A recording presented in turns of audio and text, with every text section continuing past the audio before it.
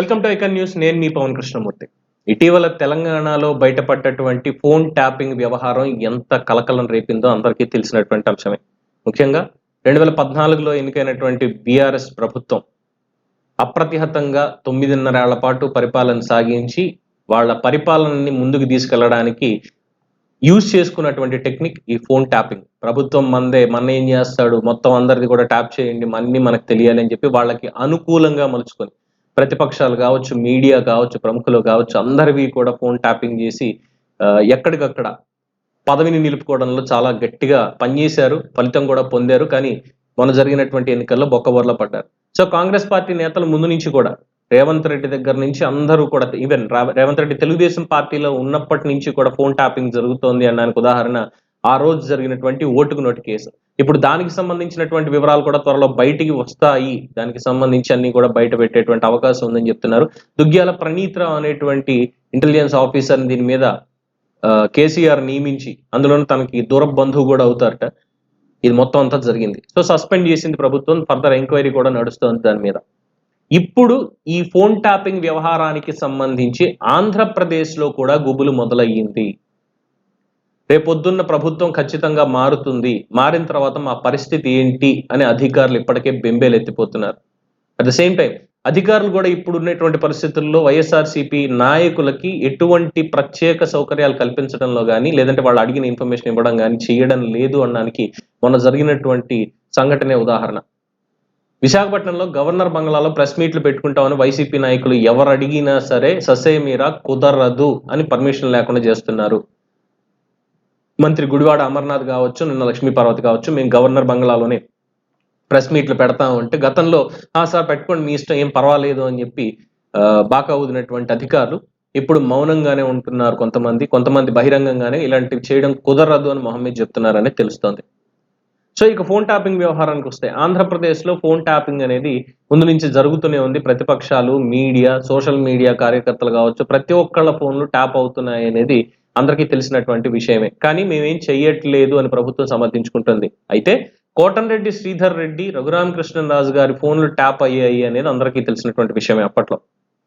దాని తర్వాత బయటకు వచ్చినటువంటివి ఎన్నో. ప్రతి ఒక్కళ్ళది కూడా తెలుగుదేశం పార్టీకి సంబంధించి, జనసేనకు సంబంధించినటువంటి కీలక నేతల ఫోన్లన్నీ కూడా ట్యాపింగ్ అవుతున్నాయి అన్న అనుమానాలు చాలాసార్లు వ్యక్తం చేశారు. కేంద్రానికి కూడా దీని మీద లేఖలు రాశారు. అసలు ఫోన్ ట్యాపింగ్ ఎప్పుడు చేస్తారు, దేనికి చేయాలి, ఎటువంటి ప్రొసీజర్ దానికి తీసుకోవాలి, అది చాలా పెద్ద ప్రహసనం. అది ఇంటెలిజెన్స్ వాళ్ళైతే ఈ నక్సలైట్లు, ఉగ్రవాదులు వీళ్ళకి సంబంధించినటువంటి అంశాల కోసం ఫోన్ ట్యాప్ చేస్తారు. అది చాలా మందికి తెలియదు బయటికి వీళ్ళు చేస్తున్నారు అన్నటువంటిది. అలాగే అందరి ఫోన్లు కూడా వాళ్ళు చేయరు. కేవలం అనుమానితులు అనేటువంటి వాళ్ళు మాత్రం చేస్తూ ఉంటారు. కొన్ని కోడ్స్ ఇవన్నీ ఉంటాయి, బయటికి చెప్పడానికి ఉండదు. సో ఇప్పటి వరకు అటువంటివి ఏమైనా జరిగాయా అంటే అటువంటివి ఎక్కడ జరగల. ఆంధ్రప్రదేశ్లో ఇగో నక్సలైట్లు ఇక్కడ తిరుగుతున్నారు, దీనివల్ల ఇలా ఉంది, వీళ్ళ ఫోన్లు ఇక్కడ ట్యాప్ చేయాలి అనేటువంటి సంఘటనలు ఒక్కటి కూడా జరగల. కానీ ప్రతిపక్ష నేతలు ఎప్పుడు ఎవరు ఎక్కడికి వెళ్తున్నారు, ఎలా వెళ్తున్నారు అనే దానికి మాత్రం చాలా స్పష్టమైనటువంటి ట్యాపింగ్ జరుగుతోంది. వాళ్ళకి సంబంధించిన అంశాలన్నీ కూడా జగన్మోహన్ రెడ్డి గారికి తెలియజేయాలి, లేదా వైఎస్ఆర్సీపీ వాళ్ళకి తెలియజేయాలి. దాని ద్వారా వీళ్ళు రాజకీయాలు చేసుకోవాలి. ఇప్పటి వరకు ఇదే జరిగింది.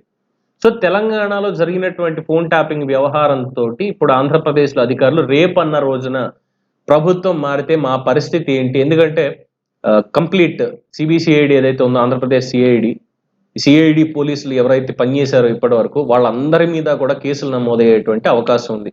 పెట్టినటువంటి కేసులు, వాళ్ళ ప్రవర్తన తీరు, వీటన్నిటిని పరిగణలోకి తీసుకుంటే ఇంటెలిజెన్స్ డీజీ నుంచి కంప్లీట్ డీజీపీ నుంచి కూడా ఇంకా మాట్లాడితే, ఆల్రెడీ మాజీ డీజీపీగా ఉన్నటువంటి గౌతమ్ సవాంగ్ గారు కోర్టుకు వెళ్ళి క్షమాపణలు చెప్పుకున్నటువంటి సిచ్యువేషన్స్ మనం ఎన్నో చూసాం.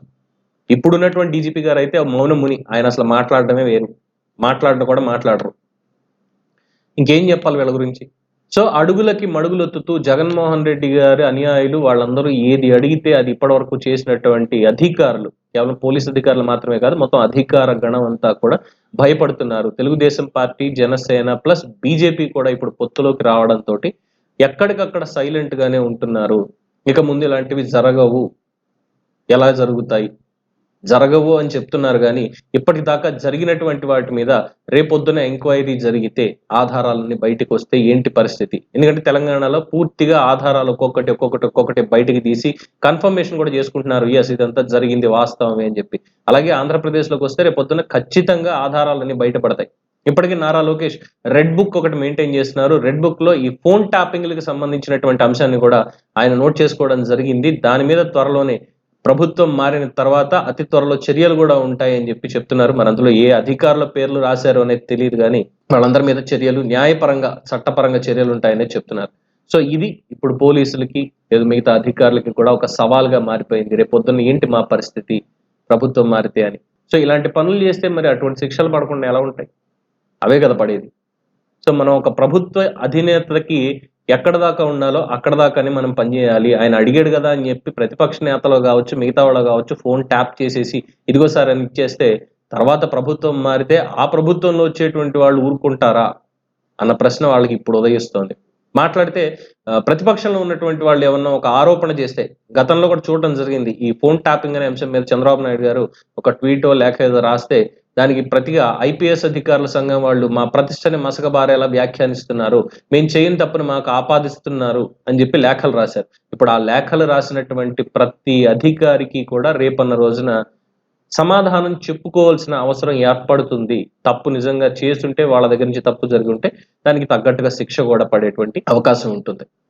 సో తెలంగాణలో జరిగినటువంటి ఒక్క ఇన్సిడెంట్ ఆంధ్రప్రదేశ్ అధికార గణంలో కలకలం రేపుతోంది. రేపేంటి మా పరిస్థితి? ఇప్పటి వరకు వీళ్ళు చెప్పిందల్లా చెప్పినట్టు చేశామని. సో ఎవరు పడితే వాళ్ళు చెప్పింది ఇష్టం వచ్చినట్టు చేసుకుంటూ పోవడానికి కాదు ఇటువంటి ఉద్యోగాలు ఉన్నవి, ప్రజలు జీతాలు ఇస్తున్నది అనేది వాళ్ళు ఎప్పటికి గుర్తుపెట్టుకుంటారో. సో దీని మీద మీ అభిప్రాయం ఏంటి అనేది కామెంట్స్ రూపంలో తెలియజేయండి. చూస్తూనే ఉండండి ఐకాన్ న్యూస్. నేను మీ పవన్ కృష్ణమూర్తి.